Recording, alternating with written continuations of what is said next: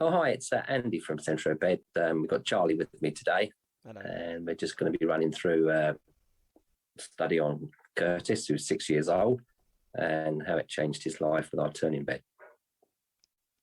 Yeah, so we got a bit of a preface, bit of information just before we go into the video. So as Andy said, obviously Curtis is a 6-year-old. He's got severe cerebral palsy, which means he requires a powered wheelchair. His condition also means he suffers from scoliosis, frequent chest infections, breathing problems, hip dysplasia, epilepsy, sleep apnea, and blindness.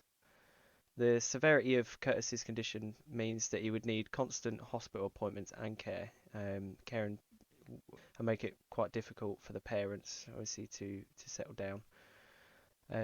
So as a result, they reached out through DIY SOS, and we managed to get Curtis a bed. From what we've got from the case study, it's obviously been great help. The father was pleased to help us with providing as much information as he could. So the parents are happy, and it's good for Curtis too. So next we're going to move on to the case study video. So this video is going to outline obviously the things I've already spoken about and the benefits for the parents.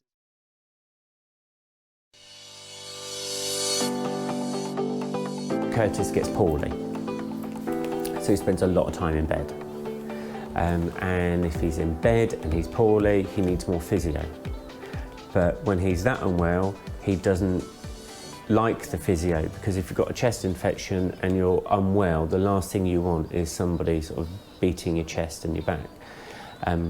So by him being in bed and staying in bed and getting the rest he needs, we have a concern that then the chest infection will get worse. But then with the bed and the box that is the tilting mechanism, you press the button, it then tilts and rocks him every 30 minutes, hour and a half, 2 hours, and his chest infections go quicker. We've stuck to the half an hour because that was the one we started with, and it works, so we don't want to jinx it by not using it. And I think also it's when we've spoken to his respiratory physiotherapist up in London, and we said, look, we've got this tilting mechanism, and they were like, wow, what's it like, how does it work? Told them all about it. And they went, as much physio as possible. I said, well, we've got and I told them the timings. They went, if he's happy with every 30 minutes, then go with 30 minutes. And Curtis will sleep through most things, to be fair. But yeah, that works for him. We literally lie him flat in bed, and then put the tilting mechanism on, and then that way he sort of gets the half hour on one side, and then it settles back, and then it turns around and does half hour on the other side. If he's particularly unwell, then we can side lie him, and that's where you can then press all the different buttons on the bed to position him, to keep him in a position that you want him in. And even then we can put him on the tilting mechanism then, so we'll have a good half hour side lying, and then it may put him on his back for half an hour and then roll him back. But it has changed his life. It's changed our lives because we're not in hospital. He sleeps solidly. He doesn't wake up because of the tilting mechanism. I think if anything, it's quite soothing, and he goes to sleep because of it. It's sort of like being rocked to bed. But no, he goes to bed, and we don't really have any issues or problems with it. Because of the extent of Curtis's illness, he gets continued care. So he has 5 nights a week where we have healthcare assistants or nurses with Curtis. But it was a case of every sort of, by the time you'd manually reposition Curtis, and we were saying sort of every sort of 45 minutes you'd want to reposition him. By the time you'd repositioned him and moved him and got him comfortable, it was almost then time to turn him back round the other way. He wasn't getting as much turning because the time it took to manually turn him. Whereas the bed, it sort of does it with a push of a button. It literally gets him into that position really quickly. So it saves time for us. It means we're not disturbing Curtis by picking him up and moving him and rolling him, because that would wake him up. Whereas because of the smooth action of the bed, it doesn't wake him up. So he gets a good night's sleep. If he's unwell, he gets a good night's solid rest. The usual routine for Curtis is that he's well for the summer, and then come autumn, winter and spring, we're in and out of hospital constantly. It's a high cost for Curtis to be in hospital. I think the problem is that it's sort of the fragmentedness of the pots of money. So if Curtis had the tilting mechanism 2 years ago, we wouldn't have had the constant stays in hospital, because since we've had tilting mechanism on the bed, we've not been in hospital. So the cost implication is, if it's given early enough, then it prevents him to going into hospital. With the cost for us, it's the going there and the coming back, and sort of and the emotional cost, I suppose. And it's the quality of life for Curtis, because you know, we're being told, you know, Curtis is extremely poorly, he might not pull through. You know, it's seeing how we go in the next 24 hours, and luckily he's a tough little cookie. He pulls through. But it's the fact that since we've had the tilting mechanism, we've not had that emotional stress. His health and well-being has been tremendous, for the fact that we had to phone the hospital to go and meet the doctors and the nurses, because he's not been in hospital for the last 16 months. So we've just had our first autumn, winter and spring where we've not been in hospital, we've not had pneumonia, we've not had double pneumonia, we've not been in high dependency unit, and we've not been told that we had to say our goodbyes. And that's the first time. Curtis is now 6.5. That's the first time that's ever happened. The tilt and turn in bed is a life changer for Curtis. Yeah, absolute life changer. Because if he's unwell, he can still get physio. When he is well, he's still getting physio. When he's in bed, and he can't move himself. Curtis hasn't got the ability to move himself. We have to move Curtis for him. So it means that the fluids and any gunk that's in his airways or in his chest is constantly being moved, and it isn't sitting there. Bacteria doesn't get to grow, infections don't get a chance to grow, and then when he then is awake and he has his normal physio, everything's moved. So it works in conjunction with all the stuff we're doing already, but it just means from the time he goes to bed to the time he goes and wakes up, that isn't lost time. It's almost like a therapy. So he can have, you know, it's a form of physio, but when he's asleep. Hands-free. Hands-free physio, it's brilliant. And he gets to sleep.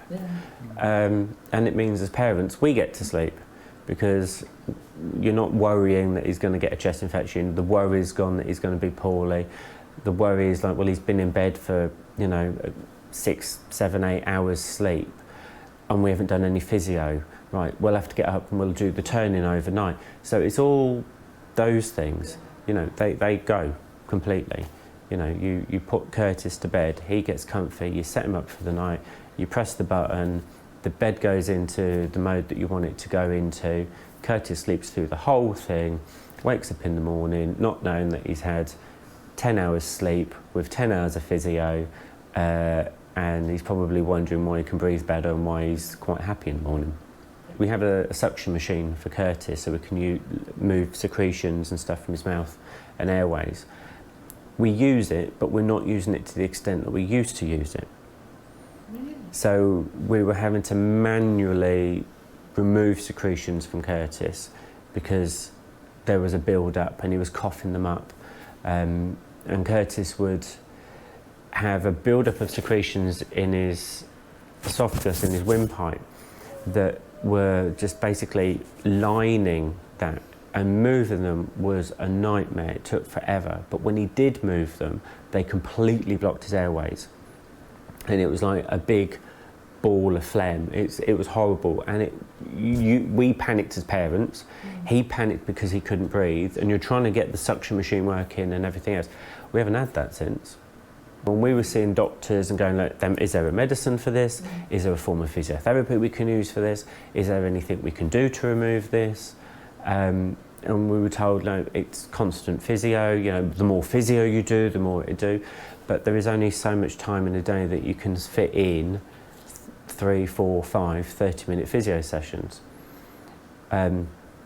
With the bed tilt, I don't know what it does, but the moving, the rocking, the turning, it moves everything, and he just gets rid of it in another way. It doesn't sit there and it doesn't stick there, because when he was in bed, he was static. Whereas now, even if he's lying flat, there's that turning, so things are moving. Gravity gets hold of them and pulls them to one side. He goes the other side, gravity gets hold of it and pulls it the other side. So it's constantly on the move, which means that he can't sit there and become an infection. It's great. Brilliant. Seriously great. Every child like Curtis should have one of those. It's the cost implication. If you pay out for it here, you don't have the £1,000 a day hospital bill at this end. We've sort of had reductions in sort of meds use and everything else, because we were having meds to reduce the secretion build-up. So we're on less meds because we're not having to try and dry them out or remove them through medication. It's a case of we don't need those. He was on a combination of medications to try and get rid of all of these secretions that his body was making and producing, and it got to the point where it was drying him out too much, because the combination of the bed and the physio that we were doing and just meant that he was having too much of this, and so then he was getting a dry mouth.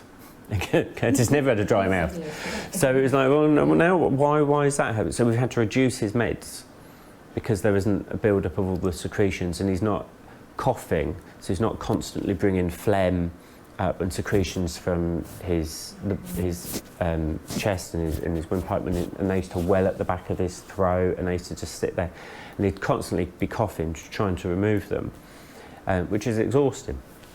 And so we had to have medications to try and dry them up and to stop him producing so many secretions.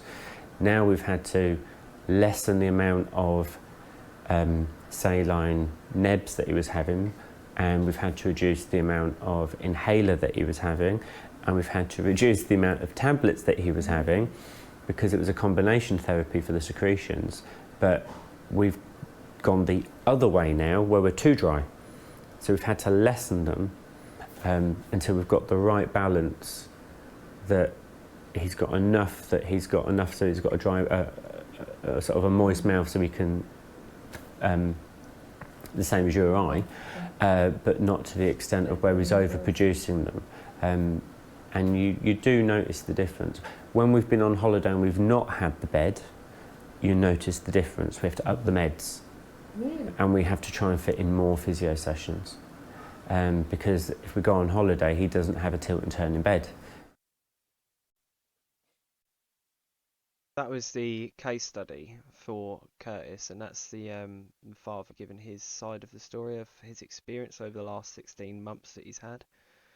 So, Andy, do you mind explaining other conditions? When we first brought out the turning beds, primarily it was for MS patients. Then later on, we went through to motor neurone. Muscular dystrophy boys was the big one. We got asked to develop a bed for a boy down at Trelaw at the college down there. And the idea was that every night it was taking 2 people to reposition his legs in bed, because naturally they spanned out.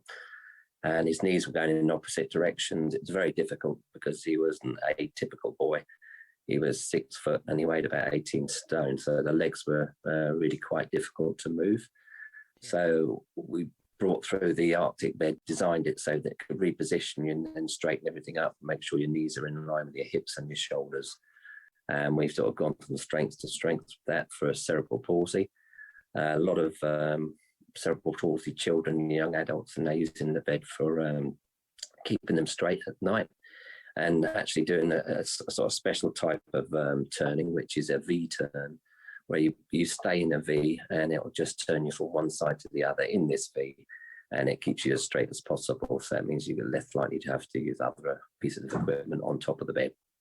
The motor neurone, it's basically just to get them in the best positions possible so that they're comfortable.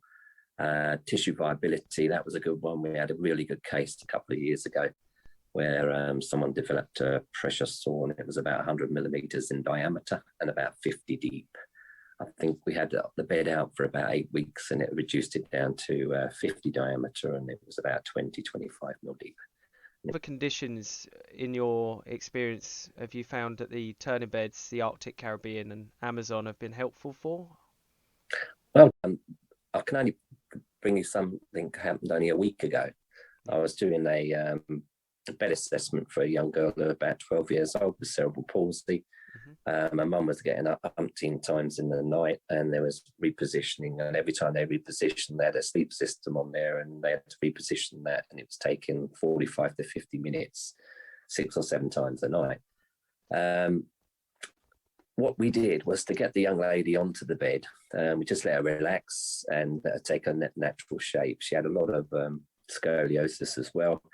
And I did notice that, Mum pointed it out, that her hip was, the top of her hip was actually touching the lower rib on her rib cage. And you could see where it made it quite sore, but both areas were quite pink. You can actually see the bone. Oh.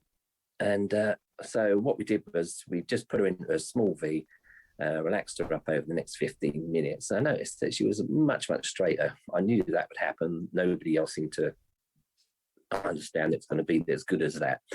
But what we actually did, to take the measure out, measure between, and it was 5 inches difference that straightened her up. It was now 5 inches from the top of her hip to the lower rib. And beforehand, they would just crash together. So it's little things like that. But what it meant, though, is you can reposition the bed. Mum was doing everything in about 5 or 10 minutes instead of 50 minutes in the night. So and the bed was going to be continually turning, keeping her straight, but in a V. You've worked with a chap in New Zealand. Yeah, Marcus is an ex-professional footballer down in New Zealand, and he's got motor neurone. He asked us, could he have a bed all the way down there? And we said, well, we can't really give you the backup and everything. But he had good people with him. So he took the ball by the horns and said, can you get the bed down? We got the bed down to New Zealand. And then he was asking us if we could produce a program, which is what we do. If people have a specific program that they like, they can do it manually on the bed, and we can recreate that in the auto box. And this is how we build our programs up. For Marcus, it was quite a good one because he wanted his leg to be moved in a certain way. And using the knee brake and the side turn together, it did just what he wanted. And what it meant for him, as he said, it gets more nights sleep without waking up, and he feels better in the morning. So for Marcus, it was a really big improvement for him. Other things we've got, going back in the early days, a lot of the beds were for MS patients, and there's so many that we helped with the bed. And again, it was one particular lady, I think it was down in Devon. We had a turning bed down there. We went back about 3 years later and said, how did it go? But basically what she came back and said is, instead of only being able to sleep 3 hours a night before having to get up and going into a wheelchair because she was so uncomfortable, she could stay between 6 and 8 hours in an evening. So much so, when she first got the bed, she wasn't quite sure if the bed was working, because when she woke up in the morning, she was in the same position as she was when she went to sleep. The clock had gone round and she was 6 hours on. And yes, the bed had been working. So she put an alarm clock on in the end to check.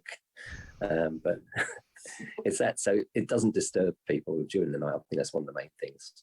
And with the latest programs, they're so much more comfortable. I lay on the bed the other day and actually tested it myself. I could stay all night, all in this bed. And the advantages of just not being completely on your shoulder with all the weight going through one side, and the advantage of having a 30-degree turn that's supported and keeps you in that position. It's just so much better way to do it.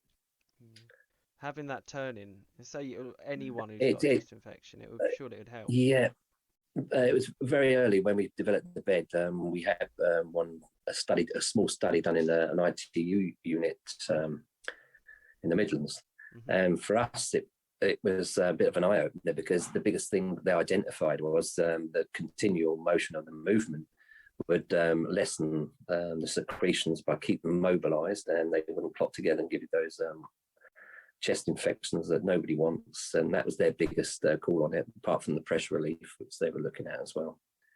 We had the bed mapped in Bournemouth at I think it was Odstock at the spinal unit. And what that meant was we got some mapping out, and it showed you could actually prove to people what the pressure was, pressure on, pressure off, and the advantage of doing 30 to 40-degree turns rather than a full 90. It just gives you what you want, less pressure all over really, and means you don't have to move so often as well. So the next video I'm going to play is just the technical specification of the bed, so it just gives you a bit more of a close-up of the Arctic's function. So especially a focus on the knee brakes, which is particularly good for the dystrophy boys. The legs is the main thing, having the individual knee brakes, as well as the turning to reduce the pressure, is the key factor really. And it's giving them the independence as well.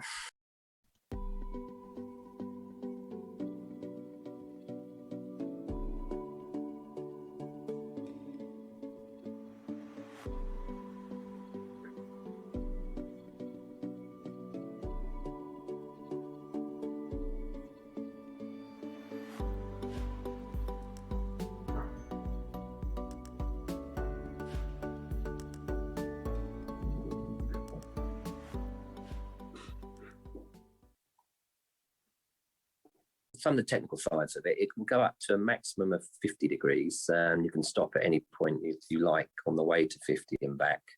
Yeah. Automatic auto box that can be plugged in. Nowadays it has around about 150 programs that we've now developed as new ones over the last years. And that can just continue on through the night, every half an hour, every hour, every 2 hours in cycle time. And there's some really quite interesting programs in the last 6 months we've developed, and they're using everything available. The backrest would be auto, the knee brake would be auto, and so the side turning. And it just gives you some really great positions so you can be comfortable in bed. I think that's the main thing, getting people sleep longer and not get people up in the night. There's the battery box, which allows you between 24 and 36 hours of battery life. So if you have a power cut, the bed's going to continue to work. We make these in all different sizes. With the two new models, the Caribbean is like a junior size one for the smaller children, and it can grow as they get bigger. The bed can be made bigger as well. But for the larger adults, we see a lot of people up to 6'6" these days, 6'7", even 7 foot and beyond. For them, we do the Amazon, which takes you up to a mattress size of about 7.5 feet. So again, it's expandable. Width-wise, we do a 3 foot, we do a 42-inch, and we do a 4 foot as well. So these are just some of the different ones we do. There are low start ones as well if required. And we do cater for other little bits and bobs on the bed if you require it. So thank you for your time today. We have got other DIY SOS videos that should be coming up soon. And so it helps us with the case studies. It helps us learn about how the beds are helpful for families, the users as well. It's just giving a bit of independence back.